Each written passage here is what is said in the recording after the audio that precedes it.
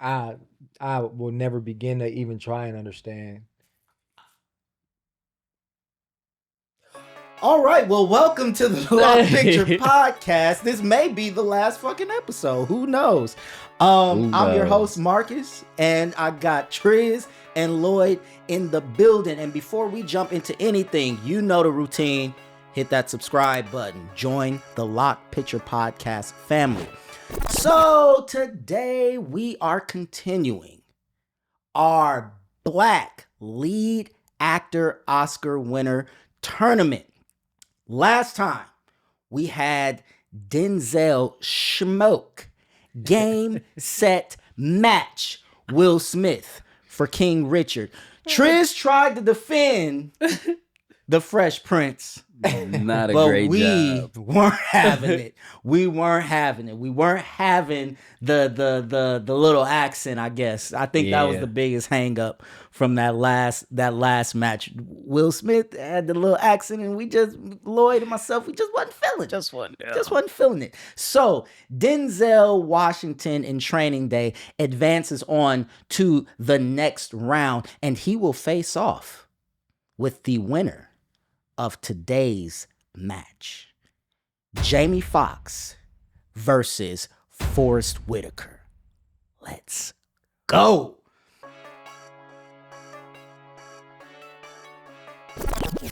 In Ray, Jamie Foxx is uncanny as the iconic music legend Ray Charles in a sort of cradle to grave biopic.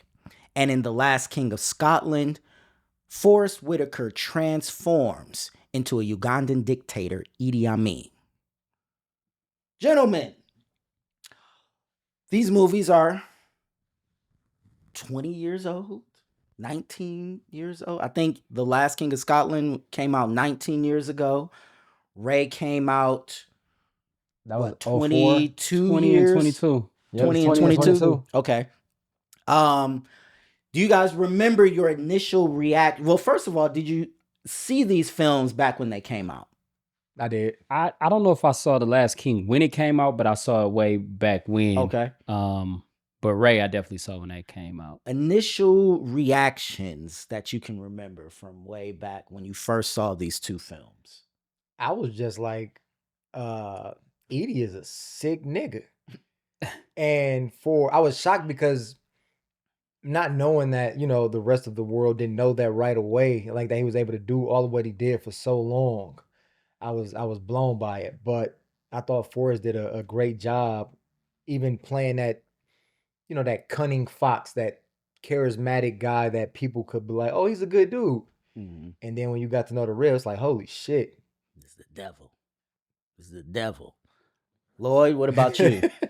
I mean, so like I said, I don't remember The Last King of Scotland from way back when, but upon rewatching it, I do feel like I watched a different movie the first time around. I don't know why I felt like and maybe I probably wasn't just into it when I was watching it the first time around. But this time I felt like I didn't learn a great deal about until the end of the film, when like the information popped up on the screen. Like, you saw what he was doing in the run of the film, but it didn't really sink in until you saw the words displayed, at least for me, on the credits.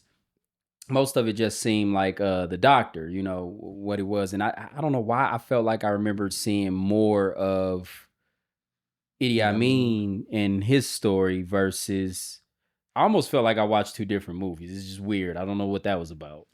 I don't know what it is about this topic, this Y'all on the same page, framework, huh? but we here because I Dog. was watching it. So my initial reaction, I saw both of these films in theaters when they came out. So real quick, Ray, I remember when they announced Jamie, I was kind of skeptical because he was mostly a comedic actor, although he had that's a supporting role in Ali. He had done Any Given Sunday, but I was just like, this is Ray. And it really was it really was the performance that really opened my eyes to comedic actors and how dope they are. Even though we had Robin Williams before, we had Eddie Murphy before, that showed that comedic actors could do dramatic material and pull it off. But this was like, oh, because he understands timing to the T, and he can imitate to the point where it doesn't feel like a caricature, but it feels like he's just becoming the person. Right. So I remember seeing that being like, oh, that's an Oscar-winning performance. Just give him the Oscar now. 100%.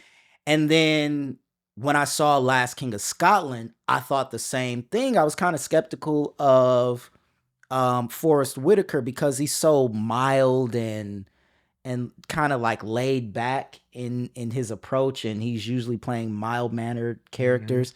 And I was just like, he's supposed to be this horrible dictator? Hey. I don't know.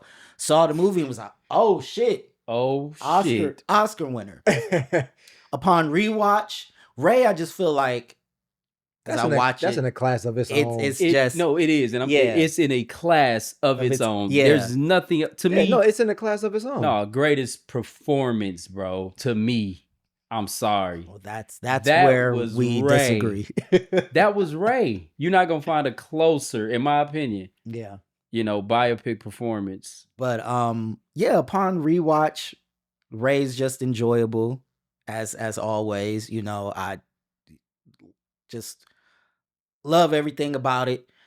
But The Last King of Scotland did feel different. It felt different this time around. And I had to do more research after watching it this second time. Yeah, and I think it was because the framework. We're thrusted into this world through the eyes of the Scottish doctor. Yep. And what I really had an issue with is they made him up. They made him up.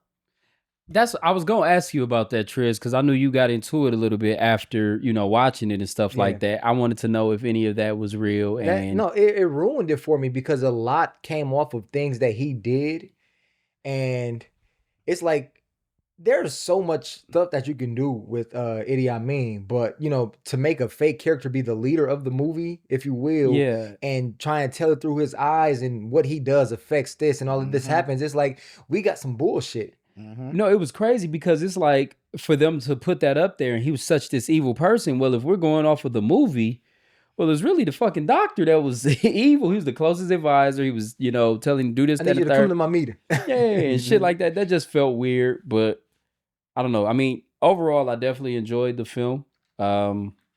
Great performances by everybody in it. Forrest had me scared. I ain't gonna lie. I was like, this nigga is aggressive. The way he grabbing this motherfucker. I'm like, down. I know a couple of times James wanted to say, hey, man, cut. Shit. The fuck are we, bro?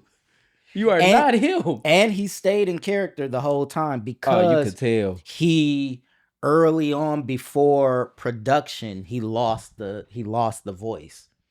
And he was panicking and what I read was it delayed production a little bit because he lost the voice. He was like, I don't have it. So they were trying to hold off. I don't know if they went off and were filming other things without him. Right, which would have made sense. Buy him some time, but he got it back and started filming it, and he was just like, you know what, I'm staying in character because I can't afford to lose it again. And he said his family stopped talking to him for the duration of the shoot. I'm They was sure. just like, man, fuck you. I'm not gonna sit here and listen to you sound like this. And Forrest is married to a black woman. He ain't one of them ones that got him a Becky. I think his wife's name is Keisha. Literally. And Keisha was like, nigga, if you don't go and get out of here. Yeah. I mean, so it's funny because his second time watching, I'm like, the job of acting Forrest is doing great, but the story I hate it. That's where I'm at. Yep. I don't disagree. The what they wrote, he knocked it out of the park. I just wish they wrote something slightly different. I wish we'd have followed more of him. Yeah. Why are we following this doctor? And especially you now telling me that they made this motherfucker I up. looked it up. I was like, I ain't gotta look up shit else. I'm good. Yeah, it was like a, what do they call it? A composite character where they had took, because I think the closest thing to the James McAvoy character was this British doctor who had experienced some of these interactions or encounters with Idi Amin, they took a lot of inspiration from his relationship. Yeah, that's wild. But so yeah, I'm just like, why? So knowing that they made him up, then clearly no one or at least not in that same capacity, no one impregnated Idi Amin's wife. She wasn't killed. Yeah, I like, didn't was see there? anything Was about- any of was that? real? No, I honestly stopped looking it up because I'm like, if this nigga was fake, But you know what I'm saying? Like, even if she did and that stuff Right. happened, it didn't happen the way it was presented exactly. to us. So I washed my hands of it at that point because it's like they tore her shit up. Oh boy. You know what I'm saying? Like, And they walked in that room, got to throwing up. hey, she's ended up there like a crab. They had her fucked up. Yeah, they had And to learn that this guy wasn't real, it's like, okay, well, she wasn't sneaking around with him, and this is the result of that. And that's what I'm saying. So like, even if it did come through another avenue, what was it? We didn't get to see that and learn that in reality. Because it's like, yeah, we know you have to, add some stuff here and there, but not to this degree. Yeah, because just came up with a one whole thing, but flat out just. But I read that's why Hollywood, when they add that tag of based on true events, I think that's how it goes. Based on true events, that's when you know. But they just made some shit up. They just you made can some shit still up. write something based better. on because I think that's Tom, what Dick, and Harry, but this ain't what really happened. Yeah, right. I think that's what Just using they their likeness. They slapped on American Gangster was based on. Oh, you gotta true do events. that because that nigga was still alive, and there was a bunch of shit that they probably didn't charge him for in that motherfucker. Right. He was watching it like, hey, nigga, You ain't gonna get me caught up. who told them this? Straight up. So before we get into all the areas that we're gonna critique, just wanted to recap who they beat in their respective years. So Jamie Foxx was nominated and won Best Actor for Ray in 2004, or the movie came out in 2004 and he won in 2005, whatever, something like that. But the other nominees were Leonardo DiCaprio for The Aviator, Don Cheadle for Hotel Rwanda, and Clint Eastwood for $1 Million Baby. And then who was the last those one? were some great picks for that year. And Johnny Depp for Finding Neverland. I think I hit all 5 of them. But his closest competition was Leonardo DiCaprio in The Aviator. He played Howard Hughes. And he was also nominated in the supporting category that same year for Collateral, which he lost the Oscar. That would have been crazy if he got both of them. Yeah. He lost that one to Morgan Freeman for $1 Million Baby. Okay. So I'm not mad at him. They weren't gonna give him the double whammy though. Man, because has that ever happened? No. No actor has won. Oh, you mean in general? Yeah, no actor has won twice in the same year. He is the first and only black actor to get double nominations. No other. That's what I thought you meant, black. Nigga. No.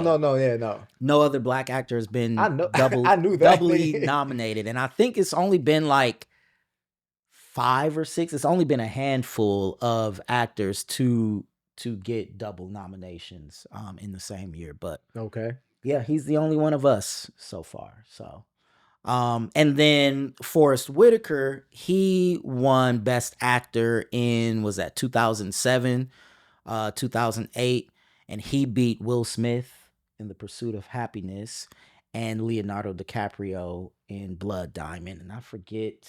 I know Leo was mad. Leo stayed losing to some niggas. Leo stayed losing forever. Oh man, he beat Will in Pursuit. Yeah. Oof.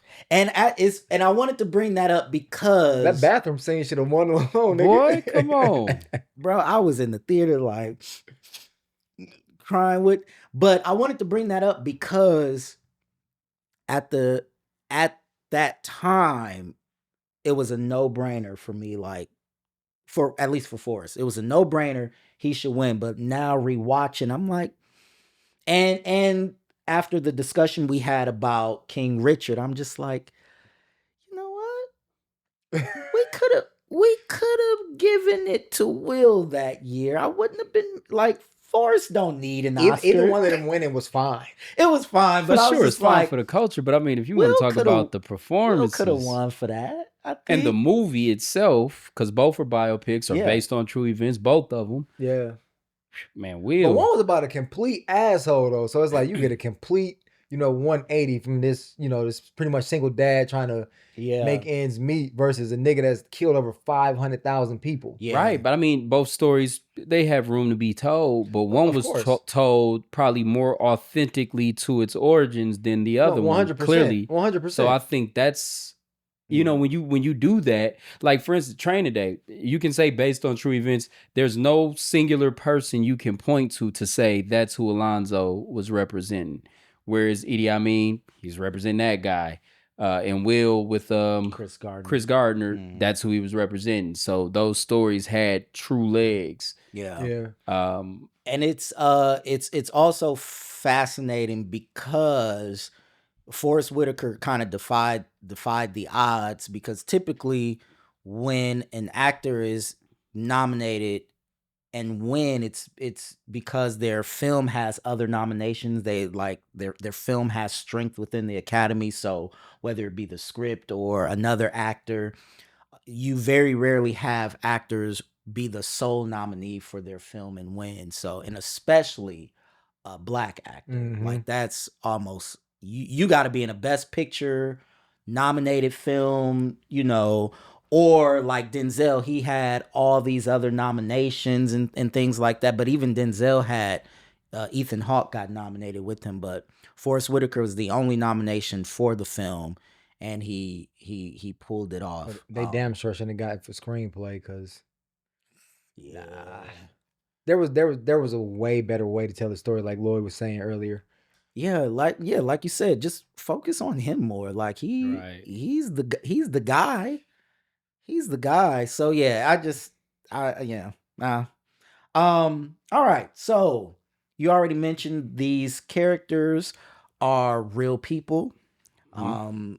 So we're going into character believability. So this makes it a little bit more even than our last conversation, because we do have footage of Idi Amin. We do have footage of Ray Charles, and we can sit there and say, oh no, he didn't sound like that, or he didn't look like that. So where do we fall on character believability for Jamie Foxx and Forrest Whitaker?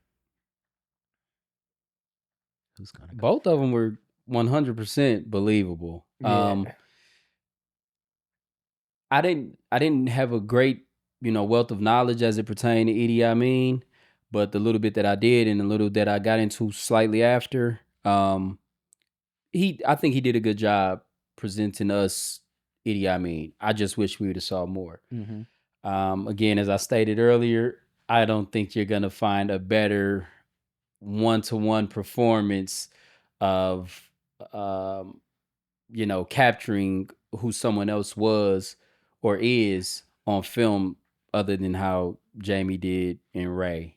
I don't think you beat that. So believability 1,000 to 1,000 is just incomparable to me. And before moving on, so what was your introduction to Jamie Foxx? Was it In Living Color? It or was probably it the his tail end show? of that. No, it was the tail end of In Living Color. Obviously his show is when I really gravitated to him, but then it was even his stand-ups. I think Straight from the Foxhole might have been like what really got me Is that the into one Jamie where Foxx. he does the Brady Bunch bit, where he sings and he's Babyface, and then he goes into Prince and Luther Vandross?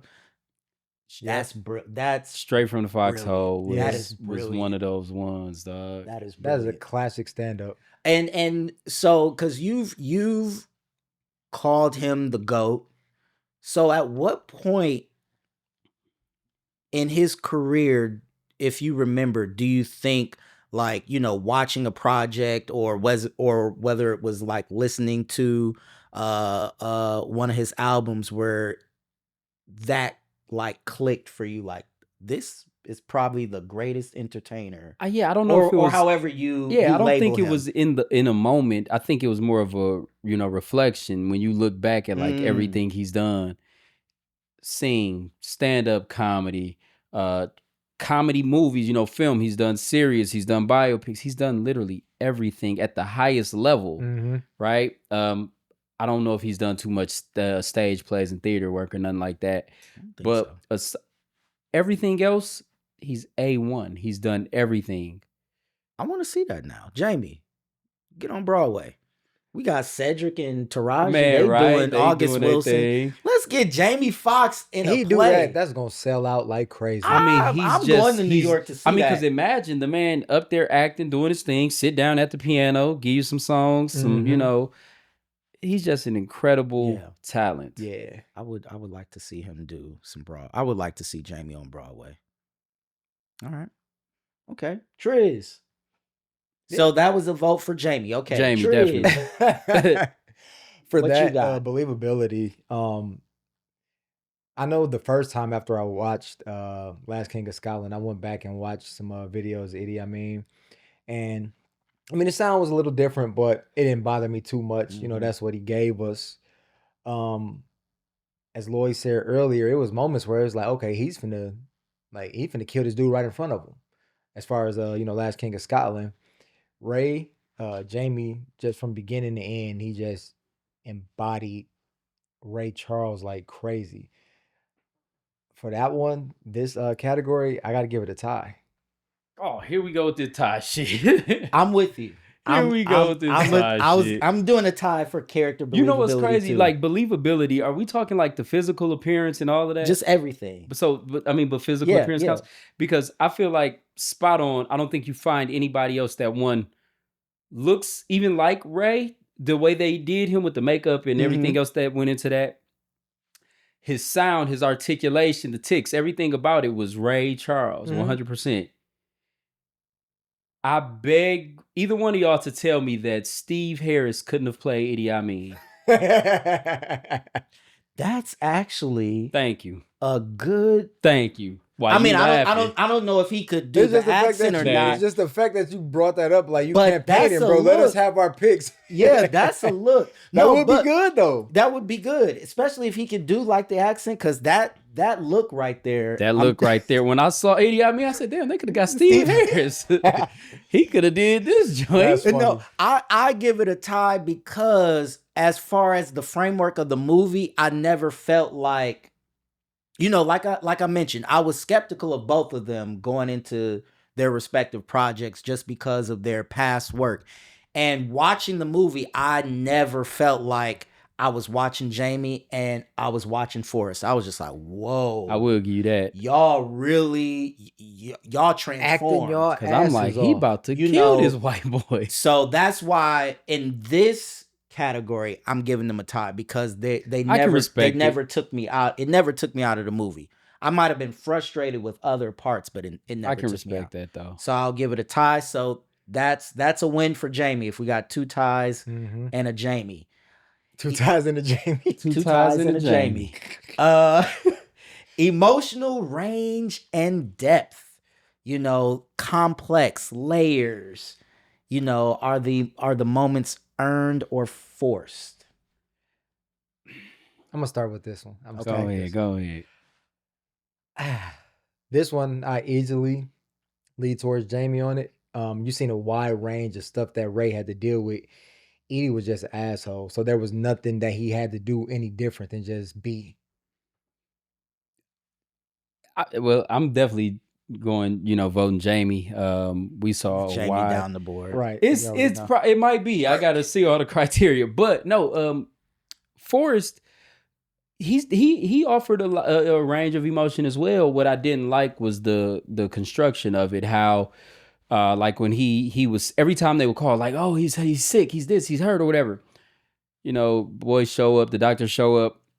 And he's trying to help him, whatever the case is. He's always, oh, I'm sick or this ain't right. He's fearful. He's scared. And then like the when he had gas or whatever, he hit him with the baseball bat. And then after that shit pissed me off. He's just laughing. He goes, so every time we see that emotional window, it's really just an arc. It's paranoid, scared. They trying to kill me, whatever. Then it's like he's helping me through it, and then we back to the other side, laughing, joyous. You're my closest advisor. You're my best. Then he has another situation. What's going on? This, that, and the third. He's upset. He's angry. He's frustrated. He's paranoid. And then it's like, see, this is why you're here. He's working through it, and then boom, he's joyous. He's happy. You're my closest advisor. It was the same fucking shit every time he ran into a problem. So for me, Jamie by a landslide when it comes to that. I agree. I'm going with Jamie on this one. I think Jamie just does more nuanced work. Yeah. And rewatching The Last King of Scotland, it was like they kind of wrote Idi Amin almost like a cartoon villain.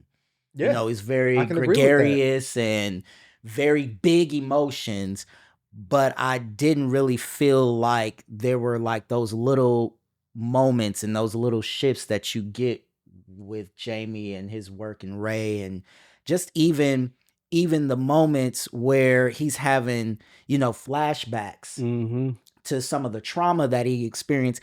And mind you, Jamie is doing all of this either in prosthetics, which shuts off his eyes, or glasses. And eyes are the windows to the soul. So you cut that off and you're still able to get those moments and get that emotion across and know exactly what he's thinking or feeling. Jamie all day. Even the scene where Margie died, right? And it's like, yeah, you feel bad this character overdosed, but he's there with his wife and you still feel bad for him in that sense. And he just went, to the front and cried like that. It was like the way he handled that was... It made her feel bad, even though she knew he had a son. Yep. You know what I'm saying? Outside he been sending money to. You know what I mean? So like the way he did that scene, I was like, that there you get nothing remotely close. No. In The Last King of Scotland. No. Yeah. Forrest's performance is big, and I'm a ham. I like big, showy performances, but just So Jamie, that's a win for Jamie. Jamie. 3 Jamie. What'd you say? Jamie, Boomba. All right, this one, I'm going to start this one off. Delivery, voice and dialogue. So how do they use their voice? Does it sound like they're delivering naturally, or are they over-rehearsed? Are they using rhythm, tone, silences effectively? This one... Jamie all day. I mean, you close your eyes and that's Ray Charles. That's Ray Charles. That is Ray Charles. And I forget who made a joke. Was it Chris Rock? I think it was Chris Rock who said Jamie Foxx was so good as Ray Charles, they went to the hospital and unplugged the real Ray Charles. Yes. We don't need 2 of these. We don't need 2 of these motherfuckers. So, yep, I'm going with... And I remember, I've went back and like listened to Idi Amin, and Forrest is good, but it's not like you can play both of them and I can tell, oh, that's the real one, that's Forrest. Right. It's funny because you can definitely decipher between the two. You can pick that up. You can even turn on Street Kings. And because I heard it sometime as I was watching the movie, I heard Forrest slip through, but the Forrest and Street Kings, that same big and aggressive, forward pushing. And so I would hear that. Again, that was the argument I made to anybody and everybody, especially when it comes to these. If you watch that movie with your eyes closed, you hear Ray Charles. You feel Ray Charles. You see Ray Charles. Jamie. It goes without saying, Jamie takes that one. I have no notes. 3 Jamies. 3 Jamies. Physicality and presence. Facial expressions, posture, gestures. Are they transforming physically for the role? Are they commanding or disappearing into the role? That's down the middle. That's Jamie Foxx. Out the park. No question. The thing is, Forrest did a really, really good job. But Jamie is just on another level. I was going to say, who does a really good job? The nigga that ends up in second place. This nigga I'm just saying, bro. They do a really good job. they just end up in second, and that's okay. Yeah, because I don't. I want to give Forrest a bone, and I thought it might be here because he is such a commanding presence. Right. But then when you really sit down and you look, like, just even the walk and how on. Jamie moves through the scenes and he's Come doing all of this, on. and him going down the steps. Man. Oh, when right, you talking about right in the beginning when he ran up out the crib? When he ran, yes. when he had Quincy, Gavins, yes. Lorenz. Yes. he's about to fall out. that moment, it's the stuff like that where it's just like, oh, and then he has I don't know if you want to call it the sway, but yes, he everything has the everything one so scene down pat. where he got the guy that became the new manager, and he sat down and the guy did the lights and all of that. Like when they shot it from behind, and he was more so towards the front of the stage. When he got up and he was moving after he did, and he kind of like hugged himself and all of that. I'm like, nigga, That's right. This is elite. One of one. And we must note that he did have the benefit of spending time with Ray. And 100%. I think that's huge for somebody like Jamie Foxx, who seemingly is like a sponge. He can already get you just by seeing videos, because we see him impersonate people without them being in the room, but to have that time and to learn the blues from the guy. You're soaking all of that in. But what's even more brilliant, and I don't know if he gets enough credit for it, is he's getting the old Ray Charles, which he doesn't even play in the movie. He's getting the 70-year-old Ray Charles. Right. And he has to, and there is footage. There is footage of a younger Ray Charles, but it's not like there's hours and hours of it, but he's having to take what he's seeing and de-age it and figure out, okay, well, you sound like this now at 76, and listen back, and how do we marry all of that and marry what I give. Right. He so did his goddamn I thing. think, I'm sorry, Forrest. I'm sorry, Forrest. He should have went up against King Richard. That would have been a fair fight. A fair fight. He get his ass torched right now. Even though he did good, he getting torched. He did good. Second place. He did good. Chemistry with other actors. This is easy. It's got to go to Jamie, because Forrest only really interacted with the white guy who was fake. Triz ain't gonna let that go. As he should. The doctor shouldn't. was fake. Bro, that shit pissed me off learning that. As he shouldn't. But no, like Ray went through like everybody, even when he first met the first manager, just explaining. The chick. No, I'm sorry, the second one, the guy, Clifton Powell. Oh, when he telling him about how he learn and hear things differently, like he walked past the open door and it sounds different and things like that. The way he was with Terrence Howard and just all of these other characters, like it was. But see, that's to Marcus's point. That's to the benefit of actually being able to work with Ray, because you wouldn't know that unless you heard that from the man who experienced it, right? Like those are experiences that you can't fake. Like you can ask, and not to sound insensitive or anything, but you can ask many people with different disabilities what their experiences are like. A lot of them, I would imagine, would be somewhat the same, but then there's just certain ones that are different, and that's what helped Ray become who he was. You know what I'm saying? Like some of the different ways he had to learn to navigate through the world, and then even learning with the blindness taking over and stuff like that. That's something that only Ray Charles can teach you.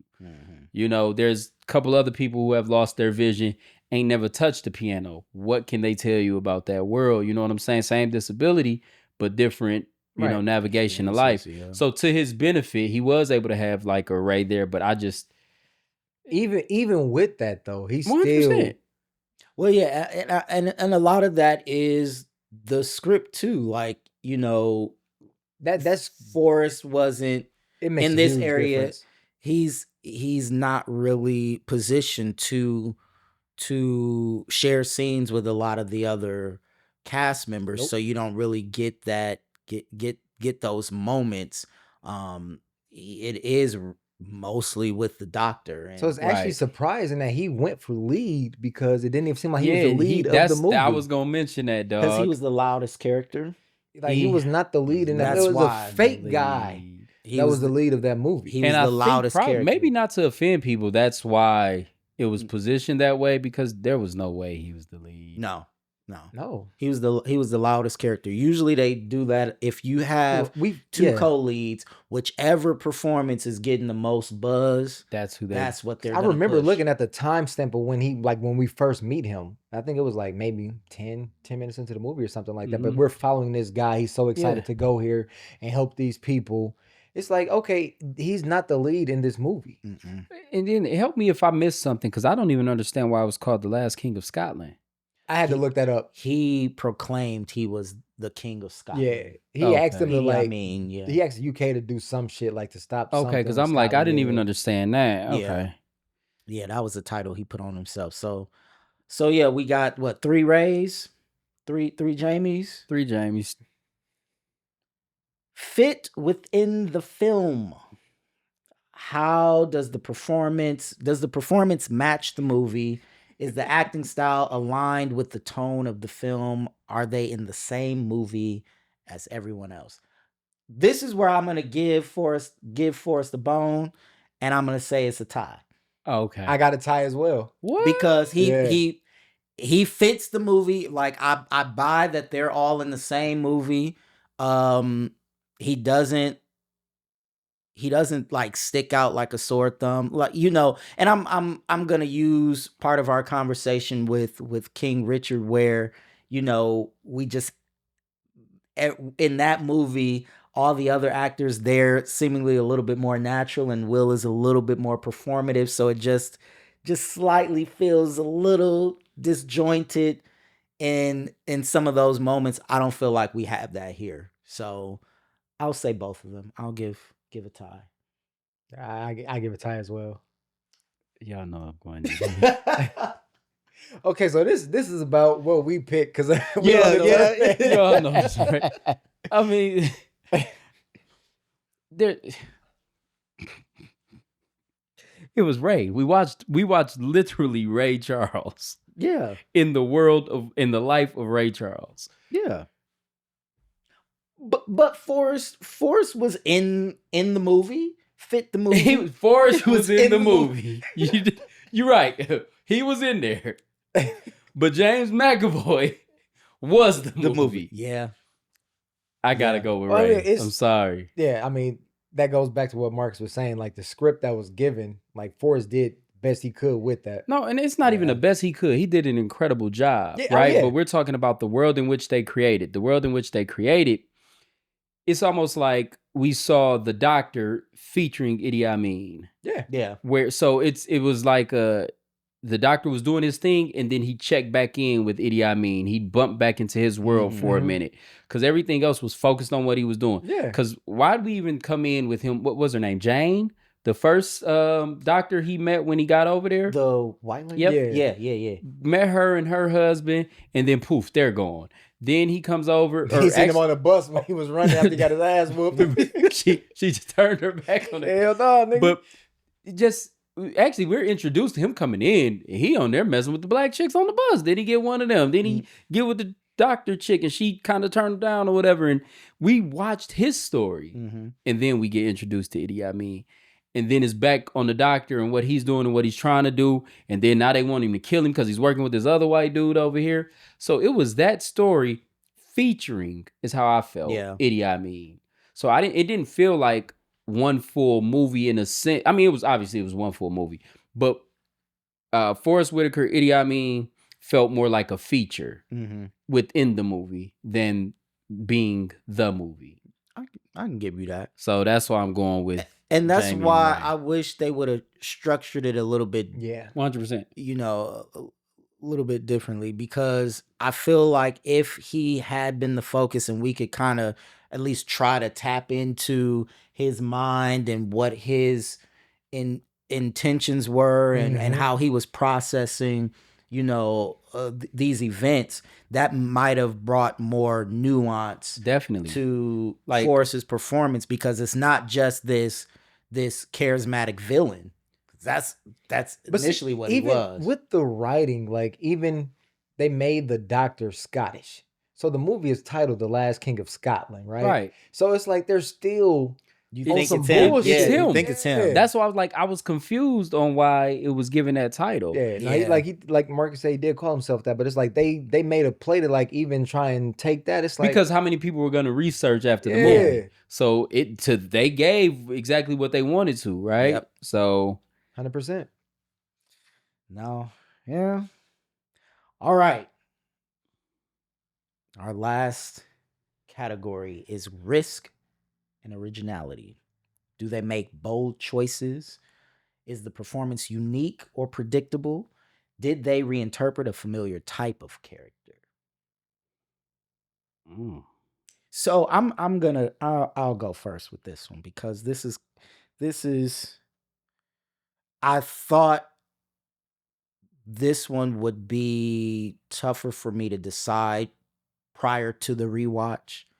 Because like I said, I remember watching Forrest's performance and being like, man, wow, he really surprised me. But watching it this time, it felt more like what is it called? Like an archetype. Is that a word? Archetype. Like not a nuanced character. He was the big bad villain and he acted as such. So I don't feel like that performance is very risky or original. We see that in cartoons. You see the big bad loud villain who scares everybody when they come on the scene, and everyone's on eggshells because they're like, is he gonna laugh or is he gonna yell? That kind of thing. Mhm. I think where the originality may come in is due to the fact that it was an actor like Forrest Whitaker, so you weren't expecting something like that from him. So I think it's more about subverting expectation of the actor than it is the originality of the performance, if that makes sense. And yeah, I just, with that being said, I don't think that there was a lot of risk taken. Like I said, we've seen this type of character in lots of movies, and it's Forrest doing a really good take on a character we've seen before. And then you add some flourishes, you add the accent on, you add the 50 pounds that he gains and all of that. So you add those little embellishments and boom, you get The Last King of Scotland. So I would give this to Jamie.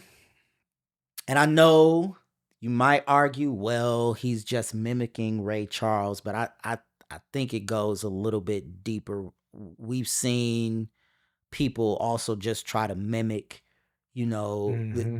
their source material, and it doesn't feel as authentic. And the one that comes to mind, I don't know if y'all saw the Bohemian Rhapsody. No, I Not didn't watch yet. that. Not yet. I saw it. I was scrolled past it last night. That man won Best Actor. He swept. Rami Malek swept every award for Freddie Mercury. And to me, you could take him out of the movie and put him on SNL, and I wouldn't know the fucking difference. It was such a caricature. It felt like such a caricature. Wow. The teeth that they put in him, I was just like, what the fuck is this? He went and got them Miami veneers. Yeah, like what the fuck is this? This does not feel like a real person. This feels like an actor trying to do his best Freddie Mercury impersonation. Wow. And I hated it. And Jamie Foxx does not do that. Jamie Foxx becomes Ray. He has all the little ticks. So you could say he's doing a familiar type, because we've seen music biopics. We've seen people play people with disabilities. we've seen all the things that he's doing here, but we've never seen it on this level.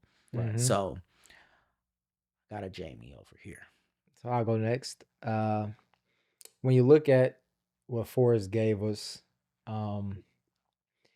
he gave us what 3 white writers wrote about a black dictator.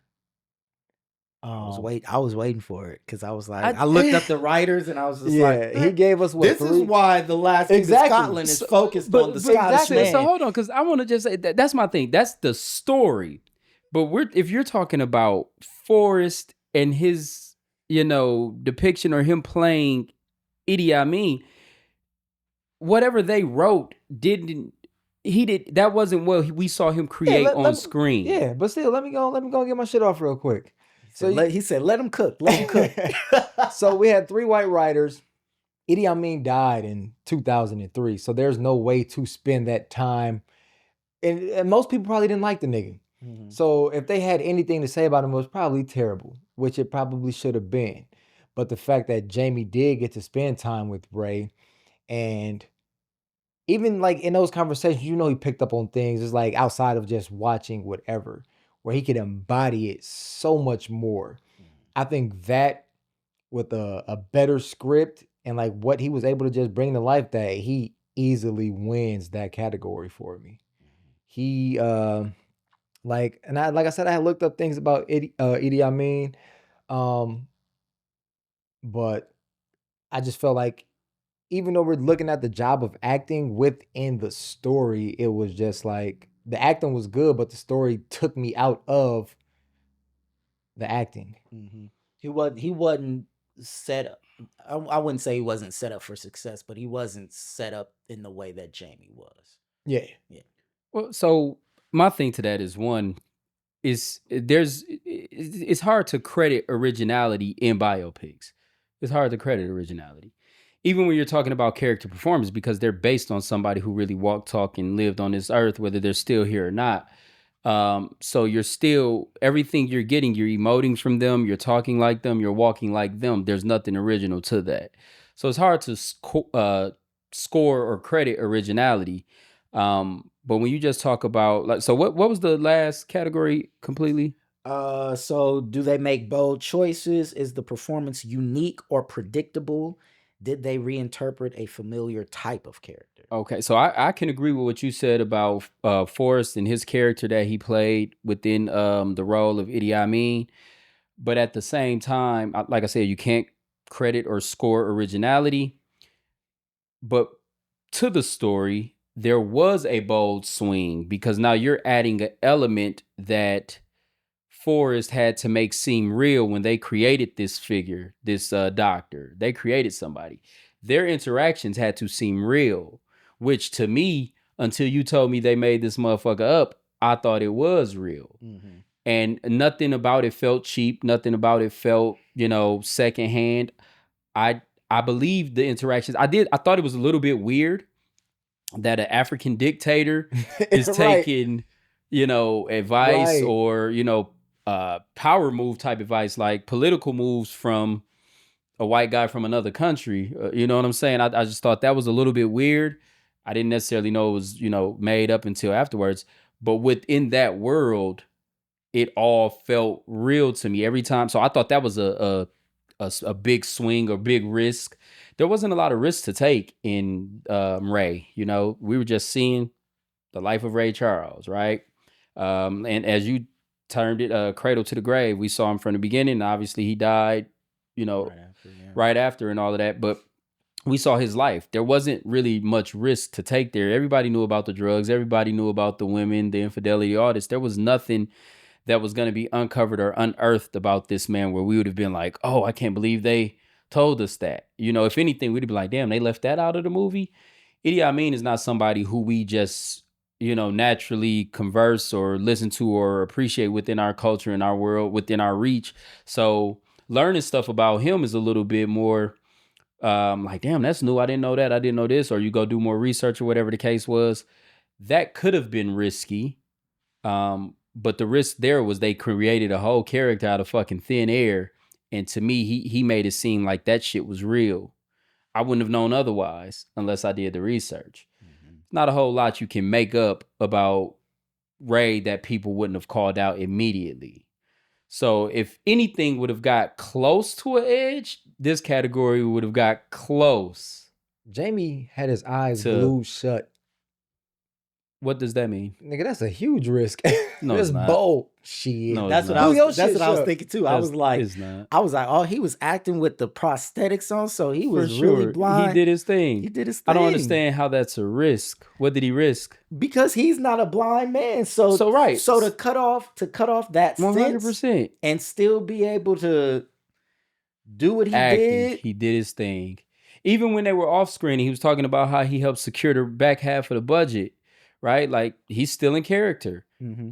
Hey, help me over here. Mm-hmm. Help me over here. Like, you know what I mean? So he moved about as Ray moved about. Ray didn't just walk through this world on his own. Let's not, you can go in familiar places. You can walk around. Like, I'm pretty sure they walked around their homes, without an aid all the time. Yeah. But I don't think that's an acting risk because you're acting. You got into character. It might have been in the early stages of him getting into character, trying not to walk into shit, walk off a set, walk off a stage, or whatever the case may be. But as far as him playing that character, there was no real risk. You had to have that. You can't play Ray Charles and see. People play blind all the time and they don't put no prosthetics on their eyes. And did they do it like Ray did? No. I mean, like, okay, that's my point. That's why. So I'm saying though, so the risk. So if you want to say that that's a risk, all I'm saying is he got into character. I wouldn't say a risk, the risk but a is big not swing. doing it. A The big risk is not swing. doing it. I wouldn't say a risk. I would say it's a big swing because Mhm. when you are acting, you got all the technical stuff that you gotta you have to think about, on a film set, hit your mark and what's the line and how are we approaching this scene, and then you add on that extra layer of, oh, I normally can see, and I don't know how old Jamie was at the time, but I'm 37 of my years guess- I've been able to see, and now I'm shutting that off and still having to operate on the highest level. To me, that seems like that's a big swing to me, because I'm like, I think it's something to get figured out. It's Yeah, something to oh, get figured yeah. out, and I can see that as a technical risk or whatever the approach is. But you have to really get into that character, you have to do that. yeah. You cannot sit there with shades on and really just be seeing And shit. looking at everything. Because you're not gonna really be embodying that character. Look at them dead in the eye doing You know the what I'm Michael saying? Caine. Because Like, I will say, even the little kid, when he was going blind, acted his ass off. Acted his ass off. came in, did the job of acting, and then left. Because he hasn't been. He in left the anything. job of acting. Yeah, he left They the job. they of did their acting. job. Yeah. That was me, I'm still leaning Jamie Ray, but that is the only one that made me think The only one? it was Ray. He said it from the beginning, nigga, that it was Jamie Ray down the slide. I said, damn near. And because the only one that made me think that, and this got changed at the top of the conversation. Otherwise, it was a landslide. Whatever category number and But I'm saying this is now because I learned that was fake. I said, damn, he really had to So is it a tie or is dig it in. still? No. He did all of that. Still, what did I say if y'all listened from the beginning? I said, this is the only one that That made came me close. yeah. Goddamn right, it's Jamie. The fuck was y'all thinking? All right. All right. Okay.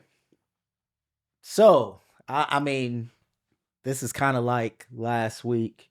Yeah. Last battle. It should get a little tougher moving forward. It It should get a little tougher. you know what? So I was looking at the bracket. I predict there will be one tough battle Okay, hold on to that. in this whole experiment. Hold on. Oh, to and that. that's the next. It's one of the next ones. Hold on. Probably to not that. the next one, but one Not of the the next. Yeah, next so one, that's what I'm but- saying. So just Yeah, it's not the And I next was just hold one. like- it down. Damn. Okay. Yeah, You know, ooh-wee. it really had it. This whole exercise has really got me thinking about like the what ifs.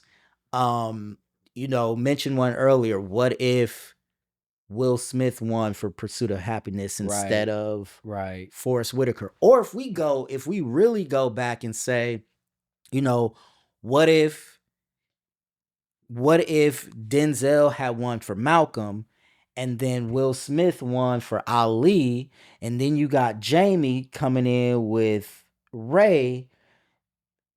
That's more of a That's a battle. Mhm. that's And a then if you battle. throw in, if Viola Davis won lead for Fences or Ma Rainey as opposed to Halle Berry or Right. in addition to whatever, now we got more of a Right.